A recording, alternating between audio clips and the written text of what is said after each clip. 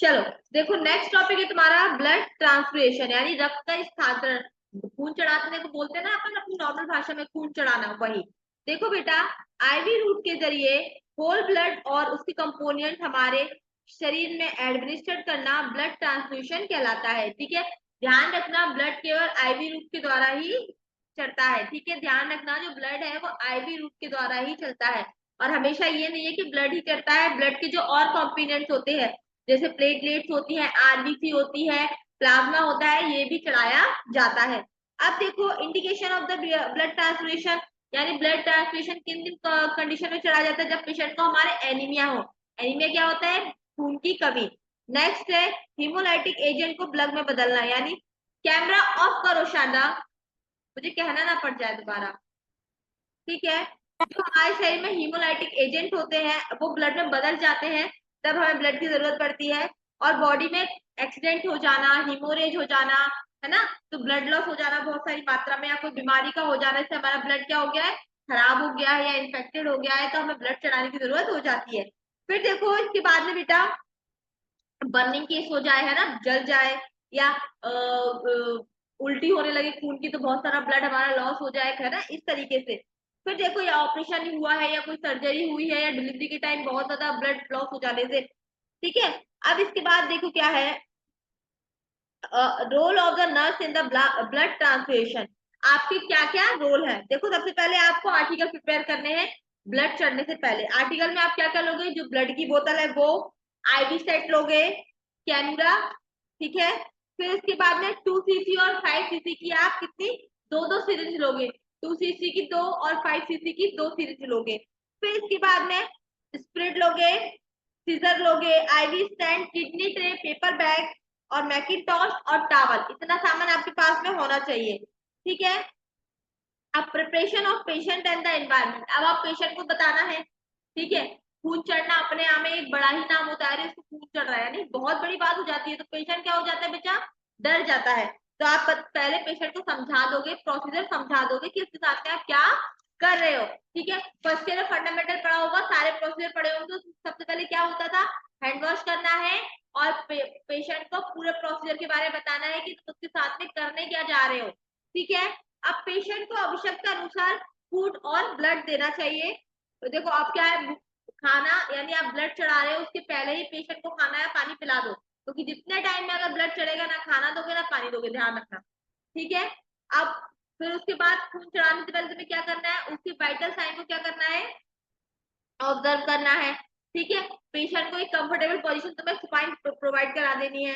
फिर रूम में light proper रखना, ज्यादा तेज नहीं और ज्यादा धीमी नहीं, नॉर्मल की पेशेंट आराम से लेटा रहे, उसको ब्लड चढ़ता रहे। ठीक है, फिर इसके बाद में क्या करना है, ड्यूरिंग बीटी, यानी ब्लड ट्रांसमिशन के दौरान क्या करना है, यानी जिसका खून आप चढ़ा रहे हो, जैसे मानो आप नर्स हो, आप पेशेंट मैं हूँ, ठीक है बेटा, जब आप मुझे अगर खून चढ़ा रहे हो तो आपको ये देखना है, डोनर यानी आप जिसका खून मुझे चढ़ा रहे हो ना बच्चा, उसके खून में कोई भी इंफेक्शन नहीं होना चाहिए, कोई भी डिसीज नहीं होना चाहिए। उसके खून को पहले आपको सैंपल लेके लेबोरेटरी में टेस्ट कराना है, देन आप उसे मुझे चढ़वाओगे। ठीक है, चलो नेक्स्ट देखो, इसके बाद में उसने लास्ट 3 मंथ में कोई भी ब्लड नहीं दिया हो, यानी 3 महीने में केवल एक बार ब्लड लिया जा सकता है एक हेल्थी व्यक्ति से। ठीक है, डोनर के वाइटल साइन नॉर्मल होने चाहिए, आपको उसके वाइटल साइन लेना है, उसके वाइटल साइन भी कैसे होने चाहिए, नॉर्मल होने चाहिए।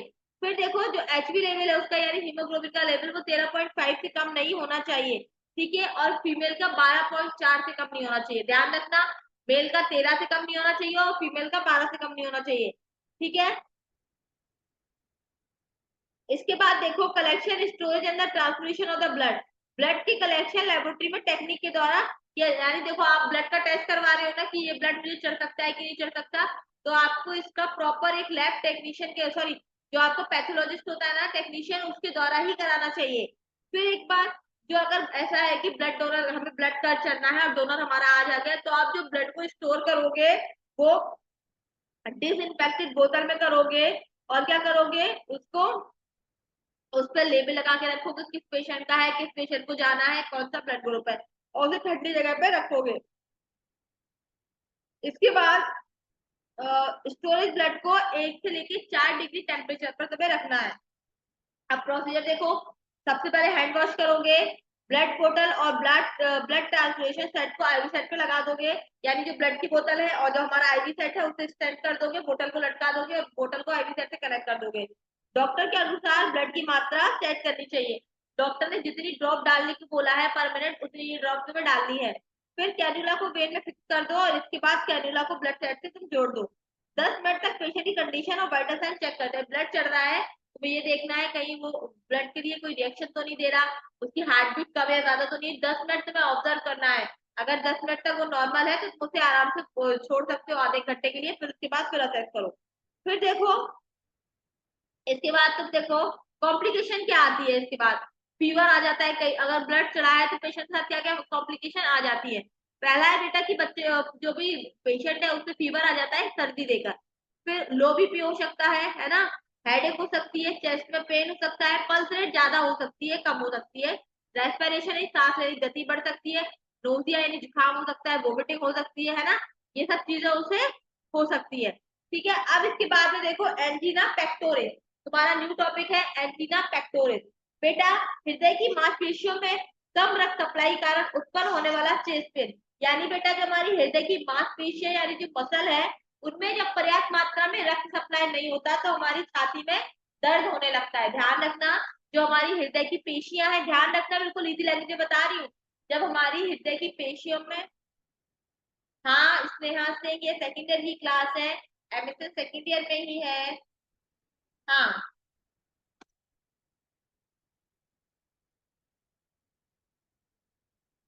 हाँ वही है, ठीक है। चलो एक चीज और देखो, तुम लोग ज्वाइन क्यों नहीं हो रहे हो, दिक्कत क्या है? चार चार पांच पांच बच्चे हो रहे हो। टाइम टेबल, चलो टाइम टेबल का तो अभी इश्यू हुआ, टाइम टेबल के पहले भी तुम लोग चार चार बच्चे हो रहे हो, क्या दिक्कत है? खुद से पढ़ रहे हो क्या? ऐसा है तो बता दो, हम ऑनलाइन क्लास बंद कर देंगे। चलो इसके बाद देखो एंजीना पेक्टोरिस, जब हमारी हृदय की मांसपेशियों में ब्लड सप्लाई कम हो जाती है तो हमारी चेस्ट में क्या होने लगता है, दर्द होने लगता है। इसी कंडीशन को हम लोग क्या बोलते हैं, एंजीना पेक्टोरिस कहा जाता है। जब हमारी छाती में दर्द होता है, पर कारण क्या होगा उसका, हमारी हृदय पेशियों की जो मसल्स है उनमें ब्लड सप्लाई क्या हो जाएगी, कम हो जाएगी। फिर देखो बेटा इसकी कॉजेस क्या होता है, एनीमिया यानी खून का कम होना, अधिक सर्दी लग जाने से छाती में क्या हो जाता है, कफ जम जाता है, अधिक व्यायाम करना यानी जो लोग ज्यादा एक्सरसाइज करते हैं, है ना, धमनी संकुचन यानी जो हमारी धमनियां हैं उनमें संकुचन हो जाना, उनका सिकुड़ जाना, एंजाइटी, स्मोकिंग करना, उच्च रक्तचाप यानी हाई ब्लड प्रेशर का होना। इसके साइन एंड सिम्टम क्या है? सबसे पहले बेटा सांस लेने में दिक्कत होगी, चक्कर आएंगे, पसीना आएगा, ठीक है, घबराहट होगी, फीवर आएगा बुखार देकर, नोजिया और वोमिटिंग होगी, वेट लॉस होने लगेगा, और पैलर स्किन यानी स्किन तुम्हारी पैलर हो, लटकने जैसी स्किन होती है ना, बूढ़े लोगों की होती है, वैसे तुम्हारी स्किन होने लगेगी। ठीक है, एक मिनट।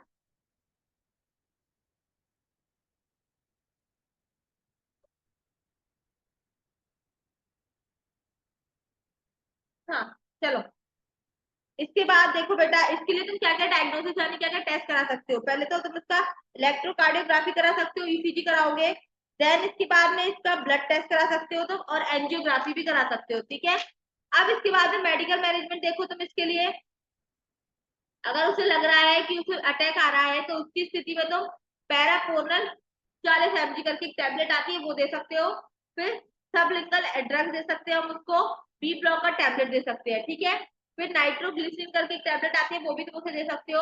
अब नर्सिंग मैनेजमेंट देखो तुम्हें क्या करना है, सबसे पहले मेंटेन द ब्लड प्रेशर, तुम्हें पेशेंट का ब्लड प्रेशर मेंटेन करना है, उसका रेस्पिरेशन मेंटेन करना है, पल्स रेट यानी प्रॉपर यानी शॉर्ट में बोलो तो उसके पूरे वाइटल साइन को मेंटेन करना है। फिर उसे साइकोलॉजिकल सपोर्ट देना है, उसकी जो एंजाइटी है, घबराहट है, तो उसे भी रिड्यूस करना है उससे बातचीत करके। ठीक है, हार्ट अटैक की उससे हिस्ट्री लेना है कि कब हुआ, कैसे हुआ, क्या कारण है, पेशेंट की मेडिकल हिस्ट्री लेना। और इसके अलावा जैसे कोई भी और अगर ड्रग थेरेपी चल रही है, पेशेंट को डायबिटीज है या अदर कोई डिसीज है तो इसकी भी तुम्हें हिस्ट्री लेनी है। फिर पेशेंट का करंट एक्टिविटी लेवल डिस्कस करना चाहिए, यानी कितना एक्टिव है पेशेंट अपनी लाइफ में, वो आपको डिस्कस करना है। पेशेंट को दी गई ड्रग्स के इफेक्ट को असेस करना, आप जो ट्रीटमेंट पेशेंट को दे रहे हो, जो दवाइयां दे रहे हो, उसका कोई साइड इफेक्ट तो पेशेंट पे नहीं है। फिर पेशेंट के सभी प्रश्नों का सही उत्तर देना है तुम्हें। इसके बाद ड्रग्स के प्रति पेशेंट के रिस्पॉन्स को तुम्हें चेक करना है। कि दवाई खाने के बाद पेशेंट में कोई दिक्कत तो नहीं आती। ठीक है, इसके बाद क्या करना है तुम्हें, पेशेंट को आपने दवाई दी है उससे रिलीफ मिला है कि नहीं। इसके बाद क्या है, नेक्स्ट है तुम्हारा मायोकार्डियल इन्फेक्शन, हृदय का रुकना। हृदय की मायोकार्डियल लेयर की आर्टरी में ऑक्सीजन व ब्लड सप्लाई का बंद होना मायोकार्डियल इन्फेक्शन कहलाता है। इन्फेक्शन नहीं है जी, इन्फेक्शन है। ठीक है, FARTION, इन्फेक्शन, इन्फेक्शन, इन्फेक्शन नहीं है, इन्फेक्शन है, ध्यान रखना। हृदय की जो हमारी मायोकार्डियल लेयर रहती है, उसकी जो आर्टियां रहती है, उनमें ऑक्सीजन का पहुंचना बंद हो जाना और ब्लड सप्लाई भी बंद हो जाना।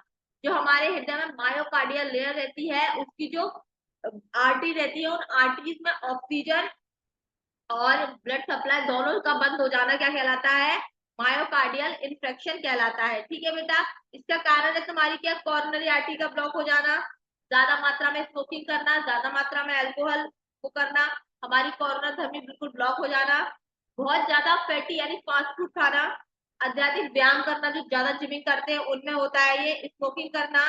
ठीक है, हार्ट अटैक का आ जाना, क्रोनरी थ्रोम्बोसिस यानी जो हमारी कॉर्नरी नर्व है उसमें थ्रोम्बोसिस यानी इसमें एक तरीके से रक्त के धक्के जम जाना, बिल्कुल खून का जम जाना उसमें। ठीक है बेटा, फिर इसके साइड एंड सिम्टम देखो, इसमें क्या होता है, सडनली हमारी चेस्ट में रुक रुक के पेन होने लगता है, हम बेहोश भी हो सकते हैं, स्वेलिंग आने लगती है पूरे शरीर में, हमारा ब्लड प्रेशर लो हो जाएगा, जबकि एंजीना पेक्टोरिस में हमारा ब्लड प्रेशर हाई हो रहा था और मायोकार्डियल में हमारा ब्लड प्रेशर लो हो जाएगा। Nausea, fever, vomiting, chest pain, cyanosis यानी सूजन सी आ जाएगी हल्की हल्की।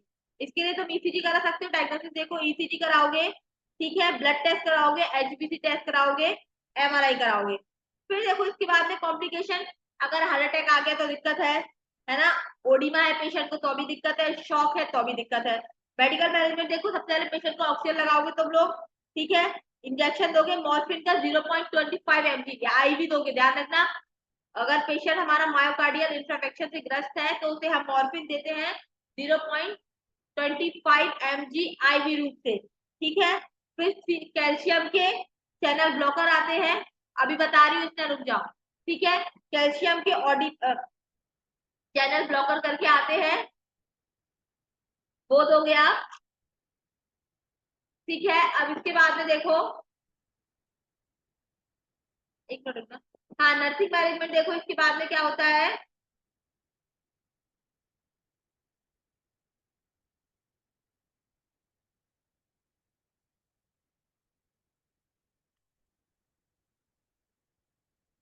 इसके लिए सबसे पहले आपको पेशेंट के वाइटल साइन मेंटेन करने हैं, देन उसकी एंजाइटी को रिड्यूस करना है, देन अगर उसे चेस्ट पेन से कोई भी संबंधित दिक्कत हो रही है तो उसकी इंफॉर्मेशन कलेक्ट करना है। ठीक है, और जो भी उसे ड्रग दे रहे हो उसके साइड इफेक्ट आपको जानना है। देन उसके बाद में क्या करना है, क्लीन एनवायरनमेंट पेशेंट को प्रोवाइड करना है। फिर पेशेंट की जो IV लाइन है उसे मेंटेन करके रखना है, ताकि टाइम आने पर हर इमरजेंसी ड्रग तुम उसे दे पाओ, क्योंकि ध्यान रखना, जब हम वेन फ्लो लगाते हैं IV रूट से तो 2-3 दिन में ही हमारी ब्लॉक हो जाती है, अंदर ब्लॉक हो जाती है, मालूम है ना, जो हॉस्पिटल में इन्होंने काम किया होगा। ठीक है, ये ब्लॉक हो जाती है तो तुम्हें ऐसे चेक करते रहना है कि अगर ये ब्लॉक हो गई तो तुम्हें उसे चेंज करना है, जिससे कि इमरजेंसी कंडीशन आने पर तुम उसे हार्ट इंजेक्शन दे पाओ, वरना पता पड़ा पेशेंट को हार्ट अटैक आया तुम उसकी वेन फ्लो ही डाल रही हो। ठीक है, फिर पेशेंट को ऑरल रिटन इंस्ट्रक्शन देने चाहिए, पेशेंट को पेन सिवियरिटी में एवेल्यूएट करना चाहिए। ठीक है, और पेशेंट को हेल्थ एजुकेशन तुम्हें प्रोवाइड करनी चाहिए कि उसे क्या क्या करना है, और पेशेंट को स्लोली सुपाइन पोजीशन से उठने में तुम्हें मदद करनी है, मोस्टली पेशेंट सुपाइन पोजीशन में ही रहेगा, तुम्हें उसे हेल्प करनी है। बेटा एडी में पूछा था, सुनो, सूजन के लिए एक चिकित्सा का शब्द है चोट या सूजन से शरीर के कुछ हिस्सों में क्या हो जाती है, चोट जैसी दिखने लगती है, लाल लाल हो जाता है या सूजन आ जाती है, उस कंडीशन को हम लोग एडिमा कहते हैं। अब देखो इसके बाद में कंजेनिटिव हार्ट फेलियर, जब हृदय का राइट वर्टिकल कार्य करने में असफल हो जाता है तो राइट आर्टिकल्स में स्वेलिंग आने से वीनस सिस्टम में बाधा आ जाती है, जिसमें सुपीरियर व इंटीरियर वेना कावा पूर्ण रूप से खाली नहीं होती, इस स्थिति को हम लोग कंजेनिटिव हार्ट फेलियर कहते हैं। देखो, जब हमारे हृदय का राइट वेंट्रिकल कार्य करने में असफल हो जाता है, आपको मालूम है आपके हार्ट के 4 चैम्बर होते हैं, जब राइट वाला वेंट्रिकल है वो काम करना बंद कर देता है तो राइट आर्टिकल्स में स्वेलिंग आने से वीनस सिस्टम जो हमारा पूरा नर्व सिस्टम है वो खराब हो जाएगा, उससे सुपीरियर और इंफीरियर वेना कावा खाली हो जाएगी। जब तुम्हारा राइट वेंट्रिकल काम करना बंद कर देगा तो ध्यान रखना जो तुम्हारा सुपीरियर और इंफीरियर वेना कावा है वो पूरी खाली हो जाएगी, उसमें ब्लड नहीं बचेगा।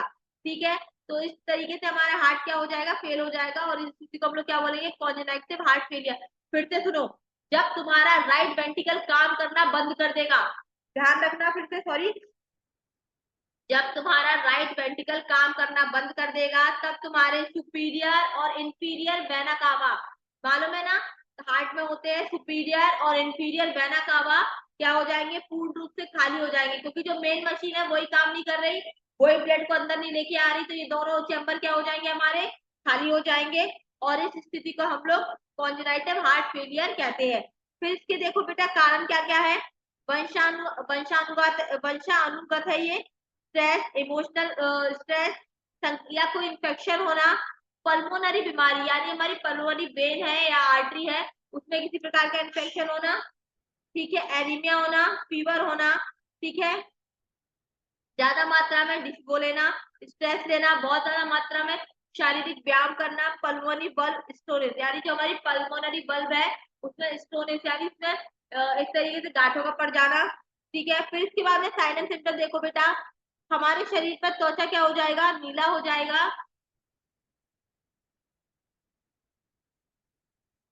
ठीक है, हमारे शरीर पे त्वचा हो जाएगी नीली, और उसके बाद में जो यूरिन होगी ना बेटा वो थोड़ी थोड़ी मात्रा में होगी, अभी अच्छे से होती है ना हमको, फिर थोड़ी थोड़ी होगी, दो दो चार चार बूंद करके यूरिन होने लगती है, सांस लेने में कठिनाई आने लगती है, जो हमारी नाड़ी दर यानी पल्स रेट है वो कम हो जाती है, अनरेगुलर चलने लगती है, कभी तेज हो जाएगी 5 मिनट में, कभी 5 मिनट में धीमी हो जाएगी, ठीक है।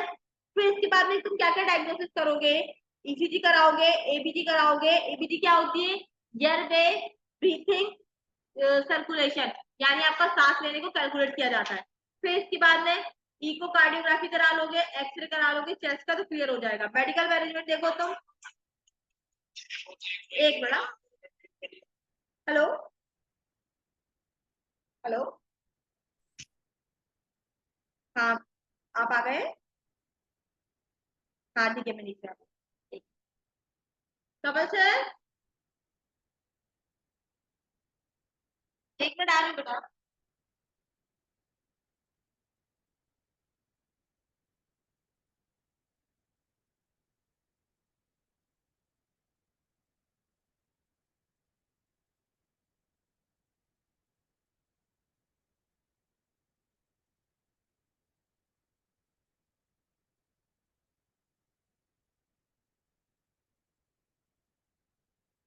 हाँ चलो, चेस्ट का एक्सरे करवा लिया था, अब तुम मेडिकल मैनेजमेंट देखो बेटा, तुम इसके लिए बेटा सेडेटिव ड्रग आते हैं, ठीक है, वो दिए जाते हैं, जैसे डेम्प्राफाइन करके एक ड्रग आता है वो दिया जाता है, ठीक है। और ध्यान रखना कभी भी तुम कॉन्जेनिटल हार्ट फेलियर के डिसीज को मॉर्फिन नहीं दोगे, मॉर्फिन हमेशा कहाँ दी जाती है, मॉर्फिन दी थी अभी, कहाँ दी थी मॉर्फिन, मॉर्फिन हमने दी थी मायोकार्डियल में, ध्यान रखना कॉन्जेनिटल में मॉर्फिन मत दे देना, मॉर्फिन नहीं दी जाती है, पेशेंट तुम्हारा मर जाएगा, ठीक है, ध्यान रखना इसके बाद। तो ठीक है, इसके बाद में क्या करना है अपन को, प्रोजोमाइड करके एक आती है बेटा, वो 40 mg देना है रेगुलर पेशेंट को, ठीक है, और बेंडोडोफाइल करके आती है वो भी आपको देना है 5 mg। ये तुमको नोट्स मंडे को मिल जाएंगे, टेंशन नहीं लेना, मंडे को तुम्हें नोट्स मिलेंगे, साथ ही साथ क्या होगा, तुम्हें इंपॉर्टेंट क्वेश्चन की लिस्ट दे दी जाएगी यूनिट वाइज, समझ में आ रहा है, तो वो पढ़ लेना।